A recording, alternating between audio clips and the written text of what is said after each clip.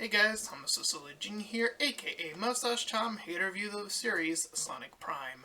If you end up enjoying this full series review, then please feel free to like, comment, and subscribe.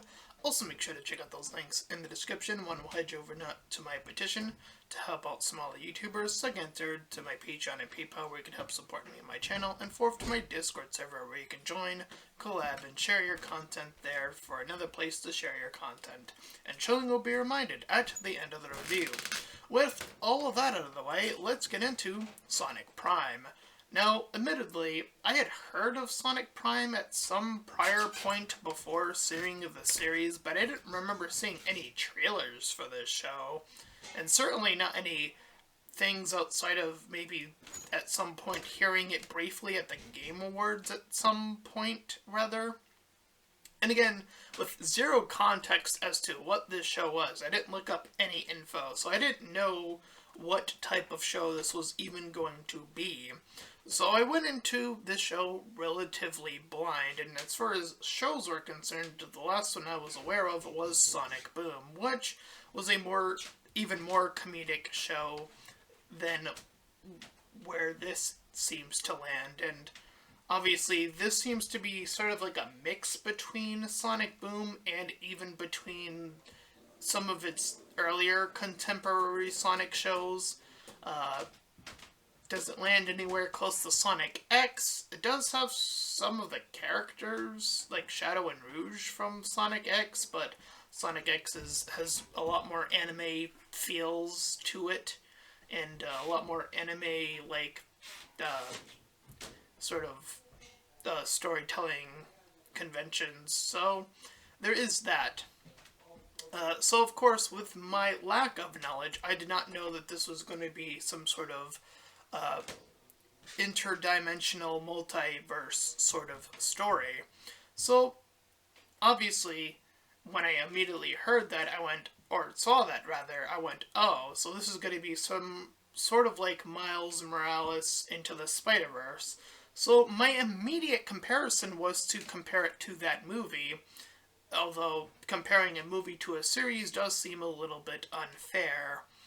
And if you've seen my rather poorly designed rant on that, I did have my issues with Spider-Man Into the Universe, none of which, of course, picks apart the creative animation, but rather tackles Miles' rather unconventional non-training to get where he needed to be to beat his villain, which was Kingpin, primarily in that movie. And the space between his character and all the other characters sort of trying to insert their jokes while poorly performing sort of this speed-rushed version to sort of amplify that humor didn't really sit well. So I thought there were quite a few issues with Miles Morales' output of a universe-telling story, and of course we have a masterpiece in Everywhere All at Once, to shorten the title. All at Once, of course, deals with a more family dynamic and has a lot more fun with bridging the different universes and different possibilities of characters. And to be fair, with this version, with Sonic Prime, I feel like Sonic Prime actually does have a little bit of fun with not only the lore of Sonic, but the different worlds that Sonic can potentially inhabit. So we see primarily it focus on the first episode where he's in Green Hill Zone, he's in his homeland of Angel Island, and everything's cozy. He's defeating Dr. Robotnik, or as he refers to him as Dr. Eggman, constantly. And he attempts to grab this crystal, and in doing so, this crystal shatters into pieces, and he's warped into it, rather, and through that, he ends up in a different alternative universe where he figures out that Dr. Eggman has only one, that is there seems to be a different variation of that very character, and in fact, there seems to be more than one of him, as well as his allies have also seemingly had different perspectives shifted, not knowing Sonic, at all. Uh, Tails becoming 9 as an example of this. 9 already in this context, to me, has become one of the more interesting characters, and I would say, out of all the iterations, I probably would say he is definitely the best character in this show, or at least the most interesting character to follow. And I guess that's sort of me also just naturally being a fan favorite of Tails in terms of heroic characters. Obviously, that is a hint to where I would land my villainous roles and who I would land my main villain. And it's probably, if you follow my channel, you already know the answer to who that is. But if you don't, well, I'm going to answer that question anyways. So, regardless, Sonic invades, or is forced to inhabit other worlds when he touches another one of these crystals, and we see how variant this series becomes throughout its short span of, I believe it was 8 or so episodes. So I think they travel approximately to 4 worlds in this. There's the sort of dystopian egg-ruled world. There's the jungle world where things have become too forest-friendly to the point of oversaturating of the green. There was the pirate world, and then there were, and then there was the empty world, is the 4th one I was thinking of. So yeah, there's different areas in which we exhibit these little worlds. And there is a little bit of, I feel like, writing that's sort of shifted over from Sonic Boom. It definitely feels like a comedy entanglement that is present within Sonic Boom seems to be lingering here. Which I'm not saying is necessarily a bad thing, it's just rather noticeable. Like, for example, when Rouge enters into a space where it's Sonic and Tails, rather, they're like, or at least Sonic seems to be rather curious of how she got in, and we see the door or shutter never closed, so while they were talking for quite a long period of time-ish, they seem to have neglected or forgotten that they have never closed the door, so Sonic kind of, being as ill-memorized as his characterization is, kind of fell into that, well-placed joke, I guess you could call it, I guess. Depending on where your humor lies, I suppose, right? Humor, to me, is a lot harder to nail in an objective fashion, I guess. Where I tend to find good humor is usually through a good amount of characterization, and then, sort of subverting it to not break the character, but put them in situations where it's just something that's out of their element, and seeing how they interact with it sometimes is usually where I find the most humor, I think. But I digress. Why I found 9 to be such a fascinating character is that he's actually one of the few characters that does get a backstory that lingers all the way back to a comic book reference, of all things, of how Sonic saved Tails from these 2 bullies in this way old-fashioned comic book series. And in his version, of course, Sonic never came, so he had to fend for himself, so he created the extra Tails to defend himself. So I think that line is an interesting line, and I can definitely see how that character would get there with the neglect of said help. They decided to help themselves. So that seems like a really nice through line that was I can follow that. I can follow how that character would get there reasonably. And so the other characters form a resistance, and that's also a reference to the earlier Sonic Saturn cartoon, I think. And in terms of vintage references, as I mentioned, they go to this 2D, vintage Sonic old school style of animation for Tails' backstory, for example. Later on, in one of the later episodes, and I don't know how they did this. They did the Sonic versus Knuckles fight in that 2D animation, and why I don't understand how they did this is they got the music from Knuckles' theme. Now, why I'm making an emphasis on that particular thing is I'm pretty sure, I could be wrong about this, it's been a long time, but I'm pretty sure the music for Knuckles' theme song in Sonic, I think it's 2 or 3, 3 I think it is. Anyway, the point being is that Knuckles' theme, I think, was one of the themes Michael Jackson helped create. And I thought there was always some sort of legal battle as to, like, because he's not credited in the video game, obviously.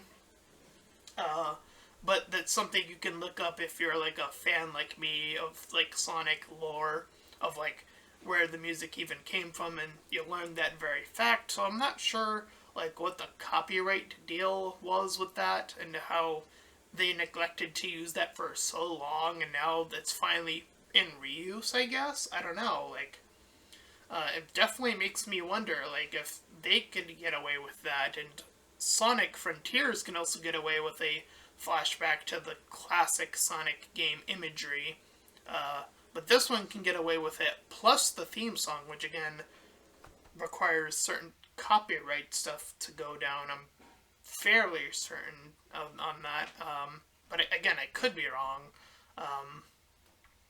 To see how that all came together, like how did they get that song to revamp it in a way that's so similar to the original with only a slight change, and if they can get that level of reference, it's so aggravating because I'm about to talk about my favorite character right now, and it would make sense, and I'm not the only one who's made a video about this particular topic, but introducing the best villain in Sonic history, and that would be Scourge the Hedgehog. In the comics, he is in the Archie comics, obviously, and there's a heavy copyright deal around him, and that's why he's never been, that's why people of, this generation have never seen Scourge appear in the movies, plural now, or any of the shows, plural, at this point, is because of that heavy copyright, despite him being, again, one of the best, if not the best, Sonic villain of all time. And again, I prompted this in just another video I recorded earlier, but I said that Scourge is probably easily one of my top favorite villains of all time. Like, he'd be in my top 3 easily, I think. As a villain who accomplishes their goal, which isn't a feat that a lot of villains accomplish, if we're being realistic here, or if I'm digging through my historical knowledge of all the villains I can recognize, I do recognize that, again, outside of Scourge, the only other character that I can think of accomplished his goal by technical definition is Dr. Doom, I think. Outside of Dr. Doom, I'm not sure if I can think of any other villains that accomplished their goal necessarily, question mark. Maybe some other, I don't know. I think Lex Luthor comes a little bit close to that. But obviously, there are certain levels of Lex I don't like as much as, say, Dr. Doom. It's a little bit complex in that regard, but anyways, that's other stuff. Scourge, while his run is technically short, what he's able to accomplish in his short run was quite spectacular. He got Sonic and Tails to fight, not even Sonic and Nine to fight, so it's not a interdimensional fight, which we see in the earliest Sonic episode when he jumps into this alternative world and faces off with Nine. Here, we see Sonic, or rather Scourge, trick Tails in the comic book and get him to fight Sonic by dating someone that Tails got a crush on and got Scourge mixed up with Sonic, because at that time, Scourge looked identical to Sonic. He had the blue iconic look, and then at some later point he gets the cool jacket, And then after the cool jacket, he gets the shades with the jacket, I guess. Sort of like a Terminator reference or a Terminator vibe going on with his top half. And then he goes after the emerald, the Master Emerald. He touches it during a fight with Knuckles' father, and then gets scratched in his chest. And then I think it's during the scratch or after that he touches the emerald, and then he turns green, and then he's permanently green after touching the emerald after that effect. And so, yeah, Scourge permanently becomes the color green, and his eyes are inverted blue. And he still has the cool jacket. He has the cool sunglasses, which are this hot pink color. And then, eventually, as I mentioned, he accomplishes his main goal, which is to become a king. He becomes king of either, and it's been a while, so I do apologize for my lack of knowledge here. He either becomes king of Anti-Mobius, which is where he comes from, or Mobius. I forget which it is, but point is, he becomes a king, which was his goal. Again, he accomplishes his goal, and in the process, he made two best friends fight each other, which isn't something I don't really see happen that often with villains, and getting them to fight one another is very untypical of villains, which I really respect Scourge for getting that to work. Anyway, enough about the best Sonic character villain in the show, potentially that could be here. Again, due to copyright, it's unfortunate, but again, it seems as if they're willing to, use the music, so, I'm like, almost reevaluating, could they get Scourge? Could they, push Archie Comics creators to be like, hey, Scourge would, we'll give you the money, let's use Scourge. He could create, really powerful dynamic, a real opposition to, to Sonic, who's better than Shadow, quite frankly, for that very purpose of how he got where he is. Plus the drip is a nice little touch that separates him from Shadow enough, I feel as if, on top of all that.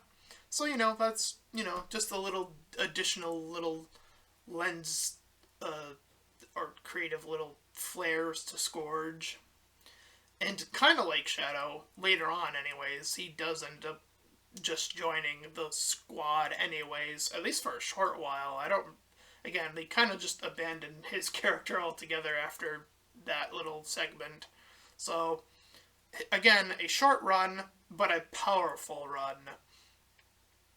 So I would appreciate it.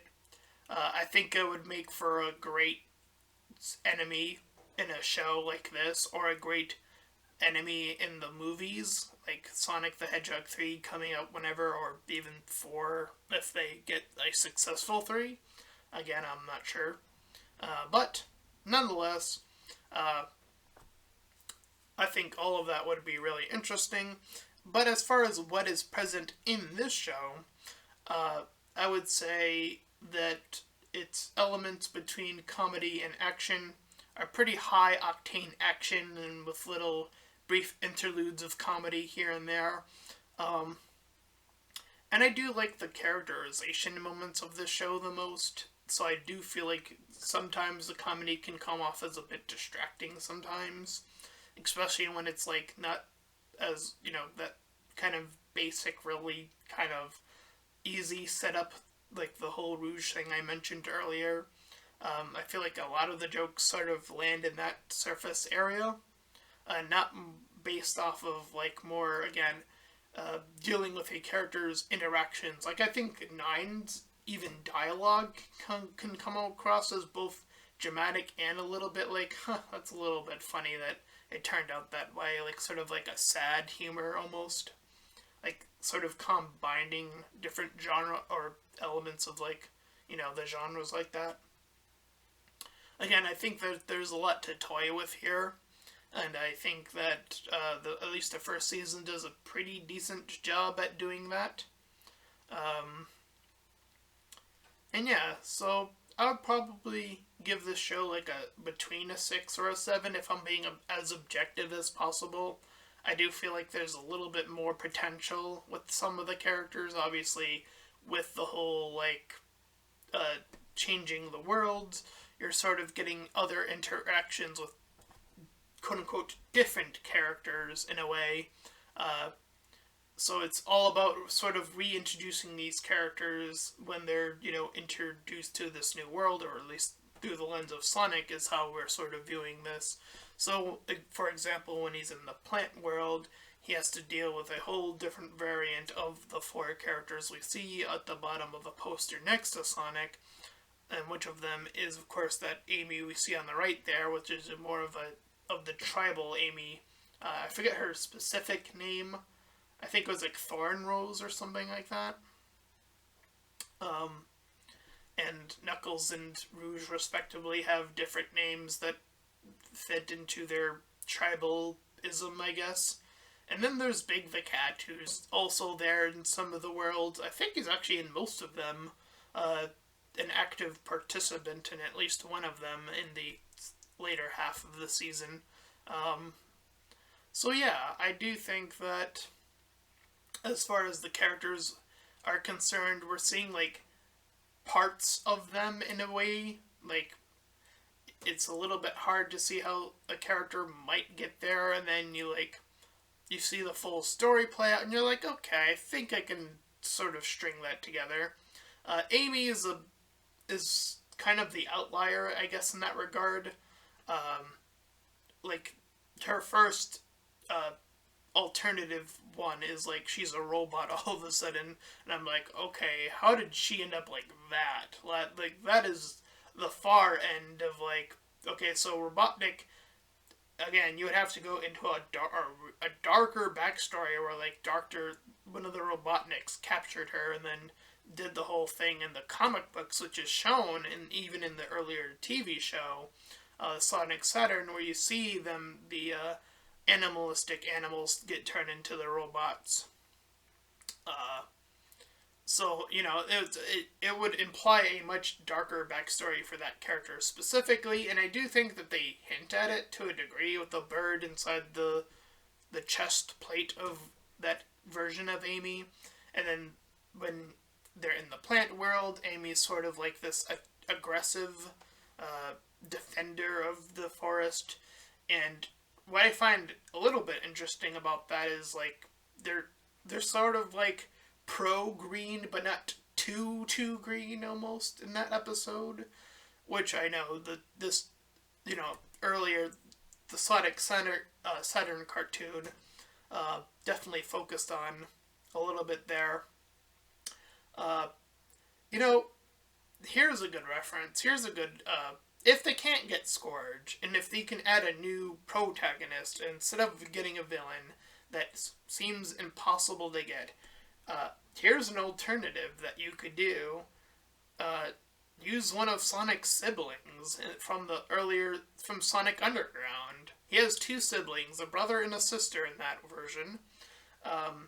And this is all about traversing other worlds. So wouldn't it be neat to go to another world and have these two other characters be like, whoa, you're a lost long brother, Sonic! Like, they actually recognize him as him, and they claim to be his siblings. Wouldn't that be a fun episode? To give a huge callback to Sonic Underground? Play the theme while you're at it, right? Go full stop on that episode. Why not, right? I think that there's a lot more potential with Sonic Prime, and I do feel like they're scratching some of the surfaces with this kind of idea. But it does seem to be a rather good success from what I've seen.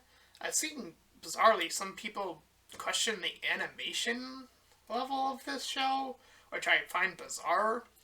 And I often don't even critique it, but I thought that other people bringing it up was an oddity.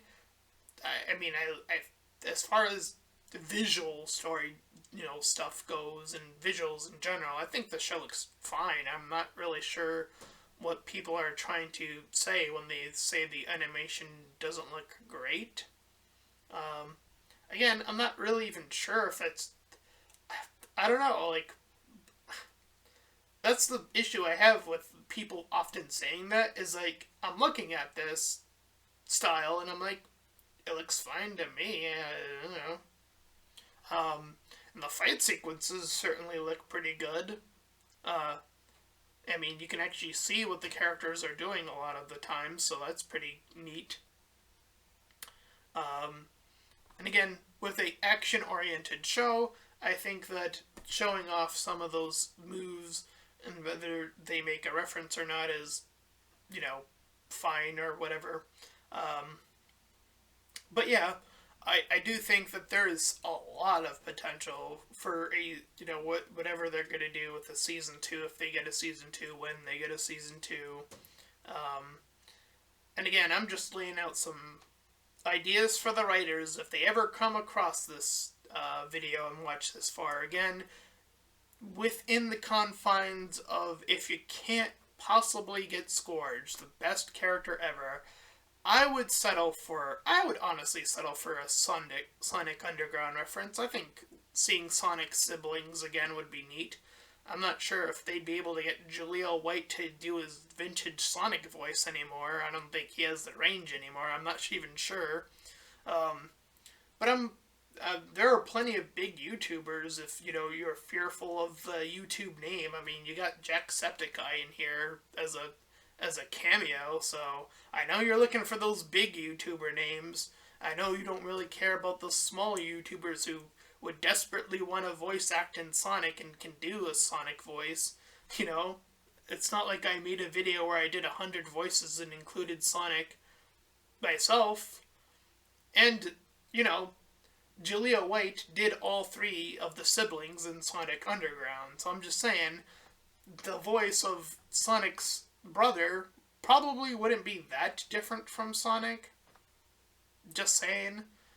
And when I do the Sonic voice, I kind of do the Jaleel White isms a little bit, like, it's spinning wind time, here we go! It's a little bit up here. And that's, excuse me, that's no good. I insert a little bit of that Jaleel White in there, of the lines I recognize from that show. So yeah, there's definitely an easy arrogance to his voice, at least for me. And again, I'm pretty sure other YouTubers could do that easily. Again, since you're willing to seek out YouTubers, and again, big YouTubers, so you're probably not looking at me, but I would love to be on this show. I'm just gonna be completely honest here. Yeah, that's right. I've said it before when I've been interested in shows I want to be in. I never hidden that once. Like Hell of a Boss. I said, oh, I would love to be on that show. What was the other one? That was like, oh man, I really want to be a part of the show. Like Owl House, for example, was like another one where I was like, oh, I would have loved to have been a voice actor on that show. For when it was on, and not being deceased in season 3, which seems to still be in limbo, I guess. I don't know where it is anymore. Anyway, so as I mentioned, 6 out of 10. I do think that they're just scratching the surface. I do think that there's a lot more potential. I do think that, again, if they're focusing on any of the characters, I think 9 definitely sticks out as a well-written character already. So finding a way to keep him around in these different worlds would probably be ideal, because he's such an interesting character, of how we see him sort of smirk after being caught by one of the Eggmen. And yeah, that's everything I think I have to say about it. So there's my final score. That is why I think it could use improvements for if and when there is a season 2. And my, once again, my desperate plea to be like, hey, here's a voice, here's someone who's always been interested in voice acting, has never had the opportunity to voice act outside of Dungeons and Dragons and my own personal small stuff.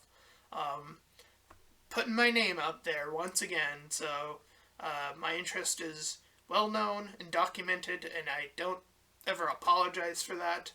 But if you ended up enjoying this video, then please feel free to like, comment, and subscribe. Also, make sure to check out those links in the description. One will head you over to my petition. Second and third will head you over to my Patreon and PayPal, where you can help support me and my channel directly. And fourth, to my Discord server, where you can join, share your content, shill your own stuff there for free, and all that good stuff. And until next time, everyone, whew, bye-bye!